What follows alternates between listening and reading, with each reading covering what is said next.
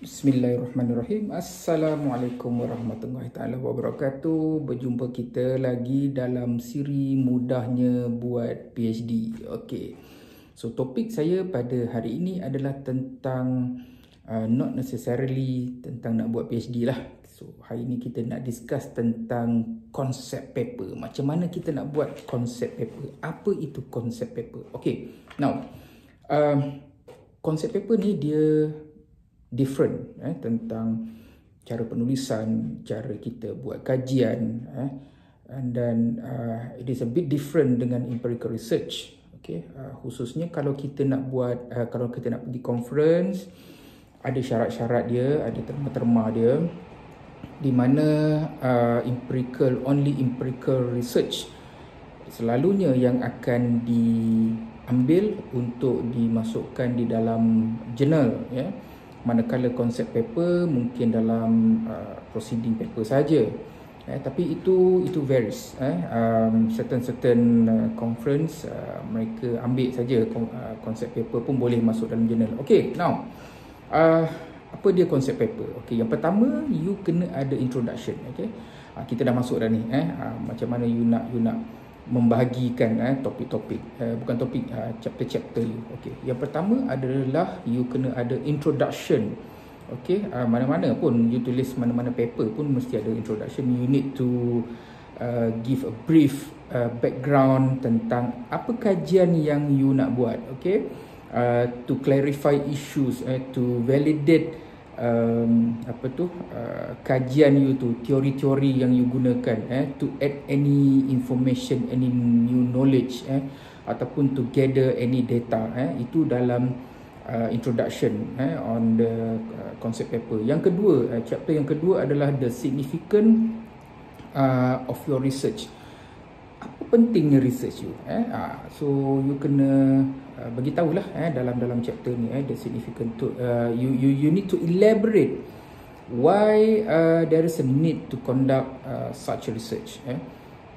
Kenapa you nak buat research ni? Kenapa you nak buat kajian ni? Apa kepentingan dia? Kepentingan kepada policy maker, kepentingan kepada universiti ataupun kepada komuniti. Mana-mana pun penulisan, tesis, konsep paper, project paper, you tak boleh nak short sendiri. You tak boleh nak ambil kajian yang you rasa macam, oh ini sedap ni kajian ni, mendalami sesuatu behavior, tingkah laku kanak-kanak, tetapi kajian you adalah kajian yang you suka sendiri-sendiri saja, tidak contribute to the knowledge kepada orang lain, kepada komuniti, kepada pihak sekolah. Contohnya, okay, chapter yang ketiga adalah the gap analysis. You baca artikel-artikel yang lepas ni, literature review lah, LR lah ni, kan? You cari gap analysis. Apa gap yang ada? Dalam video saya yang lain, saya ada terangkan tentang macam mana nak cari gap analysis ni. So dalam chapter yang ketiga ni pun you masukkan juga gap analysis, right? Dan chapter yang keempat adalah you punya research question. What will be the question that you need to put in your research? Okay, explicit the research gap. Question ni dia akan mengukuhkan lagi apakah gap yang you jumpa tu. You nak bertanya tentang apa, how and when and who, where, semua tu lah yang you rasa macam persoalan ni perlu ada dalam kajian. So you need to address that as well in your concept paper, right? Dan yang kelima adalah to elaborate your methodology. Metodologi ni apa benda? Metodologi ni sama ada you buat research secara kuantitatif ataupun secara kualitatif ataupun both, mixed method. Okay, you kena definekan kajian aku nak buat ni tentang sesuatu perkara, dan aku akan lakukan secara kuantitatif, give out survey forms ataupun inventories ataupun assessment, more on the numerical. Okay, ataupun you nak buat kajian secara pemerhatian, observation, ataupun you nak duduk dekat satu taman, you nak melihat orang-orang yang ada kat situ pun boleh juga. Okay, that will be dalam chapter yang kelima tadilah, to elaborate your methodology. Okay, dan yang terakhir sekali, obviously you kena ada reference. Okay, you kena ada reference dan you kena letaklah kajian-kajian yang you dah baca, kajian-kajian yang you jadikan rujukan tu, letak dekat sini. Okay, jangan tinggalkan. Jangan ingat apa juga statement tu datang daripada diri you sendiri.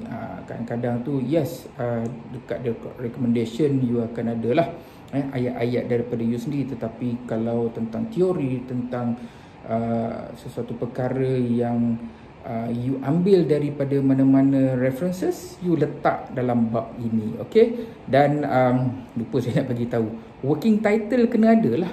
Okay, it is not the title, tetapi we call it as a working title. Mungkin akan berubah sebab you baru saja buat concept paper, mungkin akan berubah.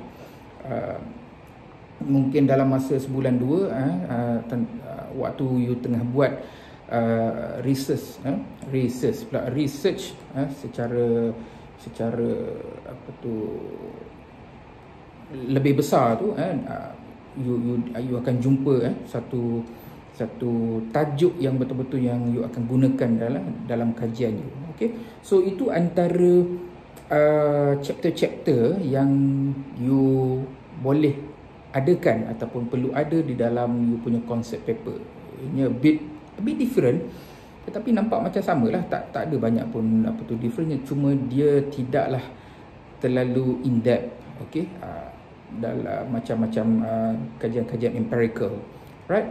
So kepada semua student-student, kepada semua yang sedang menulis, saya doakan semuanya sukses, mendapat satu kajian yang memberikan lah, itu ayat yang memberikan knowledge to the world of academician, insya-Allah.